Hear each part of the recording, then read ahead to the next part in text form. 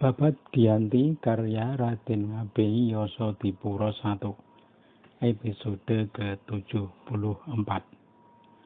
Tumenggung Anggawangsa dan Tumenggung Cakrajaya diperintahkan merebut Pagelen. Sang Raja Surakarta menerima surat dari Gubernur Semarang. Isinya, Wadana Sewu Tumenggung Anggawangsa dan Wadana Numbakanyar Tumenggung Cakrajaya diminta keluar dari Surakarta dengan membawa kumpeni untuk merebut tanah Pagelen. Sang Raja kemudian memberi perintah kepada kedua bupati. Hai engkau Dwawadana, aku suruh menyerang Pagelen. Lewatlah Semarang atas perintah Bapak Gubernur Semarang. Kedua bupati menyatakan kesanggupan, lalu keluar dari istana dengan membawa surat menuju loji kumpeni. Sudah bertemu dengan Obruk Tutlemonde. Tutlemonde berkata, "Kapan saudara berangkat melalui Semarang?" Kedua bupati menjawab, "Besok pagi, Tuan." Tutlemonde berkata, "Saya akan menitip surat. Surat saya menyatakan maksud yang sama dengan laporan lisan saya. Saudara mengetahui keadaan di Surakarta sekarang. Para punggawa tidak bisa makan. Terdesak oleh musuh tak bisa bergerak keluar. Repot kalau kumpeni tidak turun tangan. Yang memberi makan para punggawa selama ini hanya sang raja. Dari uang hasil sewa pesisir. Kalau tak ditolong oleh kumpeni, dalam tahun ini orang kecil akan sengsara. Orang-orang bisa lari ke pihak musuh. Buat apa menjadi raja kalau tak ada manusianya?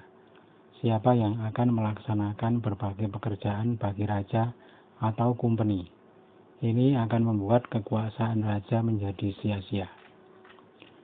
Kedua bupati berpamitan dengan membawa dua surat. Surat dari Obruk dan surat dari sang raja. Sesampainya di rumah, mereka mengundang para mantri Numbakanyar dan Sewu dan dikerahkan beserta anak istri. Pada hari Sabtu wage, kedua bupati berangkat, tanggal 25 Rabiul Akhir, masih di tahun yang sama dengan tahun sang raja naik tahta. Di jalan tak diceritakan. 3 hari kemudian sudah sampai di negeri Semarang dan bertemu dengan gubernur. Setelah bersalaman, surat diserahkan oleh kedua bupati, lalu dibaca dan dihormati dengan bunyi meriam berkali-kali. Gubernur berkata, "Saudara bupati, tunggulah dulu 5 hari. Saya panggil pendamping saudara, Tuan Poter Boyolali dengan membawa 30 serdadu." Ciut hati dua bupati, Anggawangsa dan Cakrajaya. Kata mereka pelan, "Tuan, kalau boleh saya usul.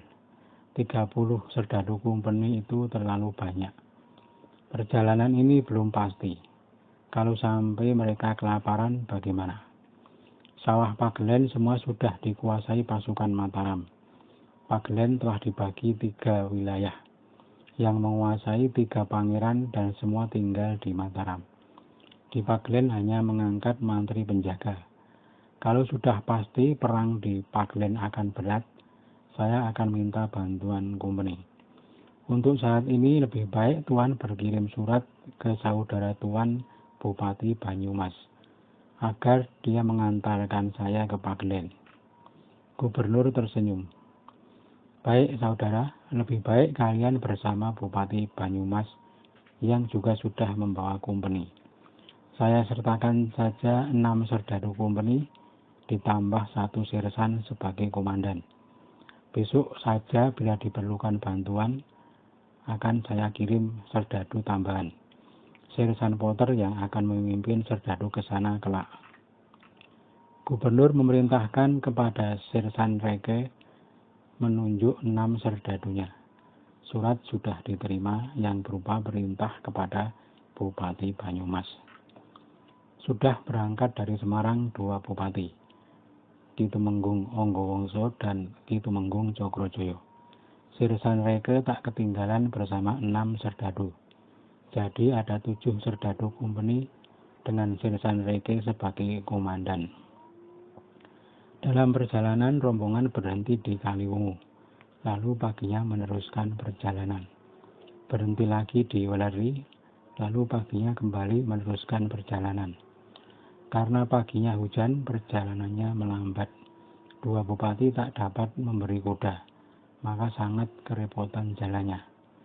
Sesampai di Batang mereka berhenti semalam, lalu berangkat lagi sampai di Pekalongan. Di Pekalongan lalu berhenti lagi. Adipati Pekalongan Jayaningrat yang menghentikan mereka. Ki Adipati lalu memberi kuda dan mengarahkan jalan yang tepat agar besok bisa segera sampai.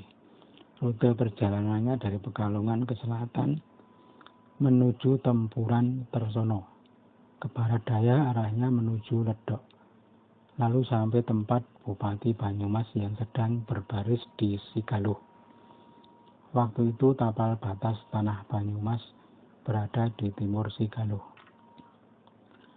Sudah menjadi kesepakatan bahwa mereka hendak melaksanakan saran Adipati Jayaningrat besok. Mereka lalu diberi pondokan di luar gerbang. Letaknya di balik pertemuan kiri dan kanan. Kumpeni ditempatkan di dalam gerbang. Para tamu sangat dihormati oleh Raden Adipati Jayaningrat.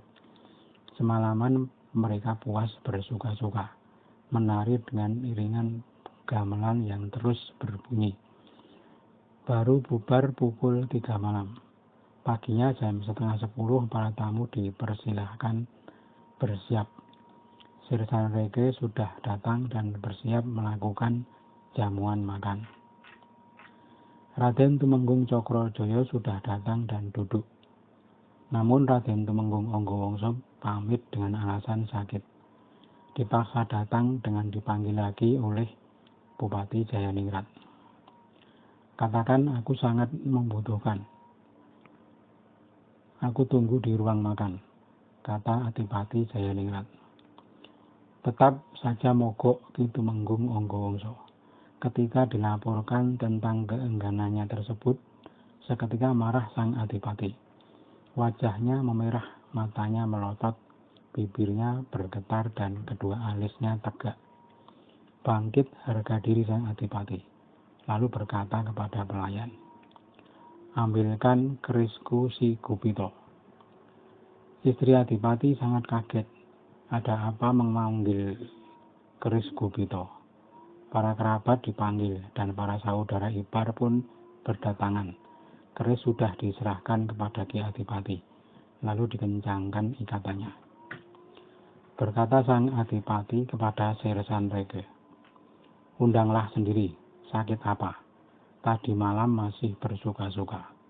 Itu hanya alasan, membesarkan kesombongannya. Mentang-mentang Punggawa Raja, makan harus dipanggil. Kalau tidak diberi makan setiap pagi pasti juga kelaparan. Apa lupa denganku? Aku ini bukan orang pesisir, tapi si Supomo, juga darah Raja Mataram. Yang menjitak kepalaku di waktu kecil adalah para kakek buyut, para raja terdahulu. Sirsan Reke melihat sang Adipati sangat marah, lalu keluar dari pondokan untuk memanggil Tumenggung Anggawangsa. Raden Tumenggung Anggawangsa segera datang, dan setelah bertemu sang Adipati,